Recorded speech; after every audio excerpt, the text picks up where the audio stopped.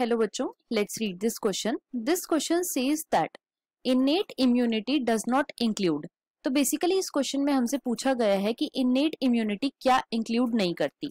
Option 1 interferon, option 2 natural killer cells, option 3 neutrophils and option 4 T cells.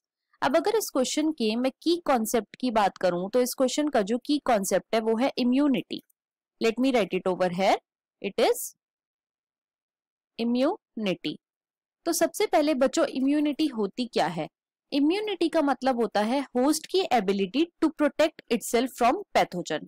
So it is the ability of host to protect itself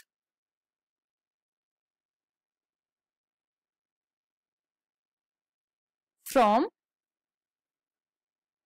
pathogen. और pathogen क्या होते हैं? तो बच्चों pathogen का मतलब होता है ऐसे ऑर्गेनिजम्स जो कि डिसीज कॉज करते हैं. So pathogen are the disease causing organisms. Right.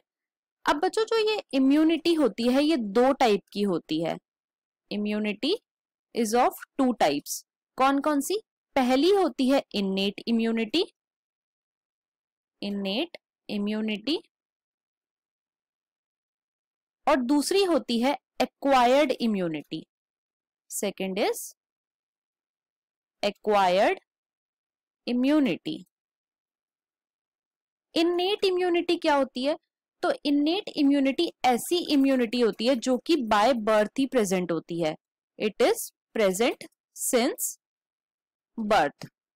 और बच्चों ये नॉन स्पेसिफिक होती है. It is non specific. मतलब कि ये सारे एंटीजन या फिर पैथोजन के लिए एक ही तरीके से बिहेव करती है. और एक्वायर्ड इम्यूनिटी क्या होती है? तो बच्चों एक्वायर्ड इम्यूनिटी ऐसी इम्यूनिटी होती है जो कि हम एक्वायर करते हैं during our life time. So it is the immunity that we acquired during life time.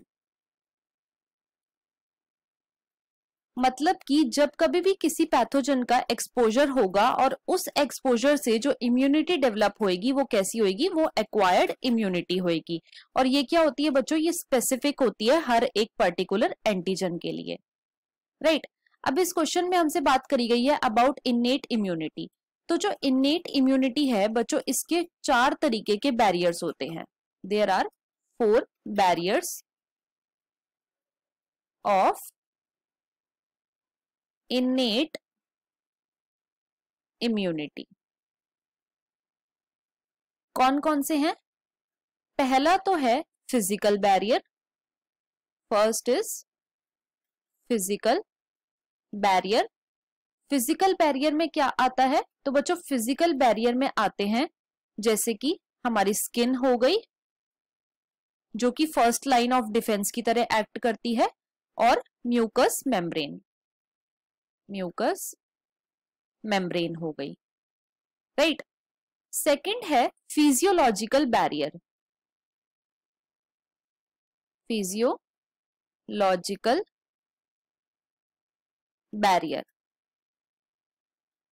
तो फिजियोलॉजिकल बैरियर में क्या आते हैं? फिजियोलॉजिकल बैरियर में बच्चों आते हैं जैसे कि टीयर्स हो गए, हमारा सलाइवा हो गया, या फिर जो हमारे स्टमक में HCl एसिड प्रेजेंट होता है. HCl in stomach.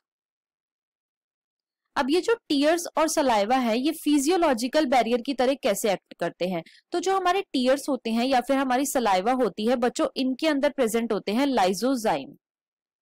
लाइजोजाइम. और ये लाइजोजाइम क्या करते हैं? ये बैक्टीरिया की जो सेल वॉल होती है उसे डिग्रेड कर देते हैं जिसकी वजह से जो बैक्टीरिया है वो किल हो जाता है.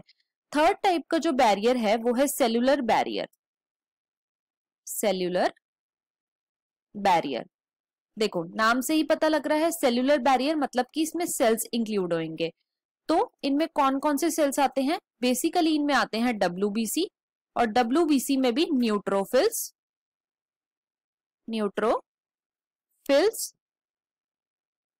Natural killer cells natural killer cells और कुछ मैक्रोफेजेस।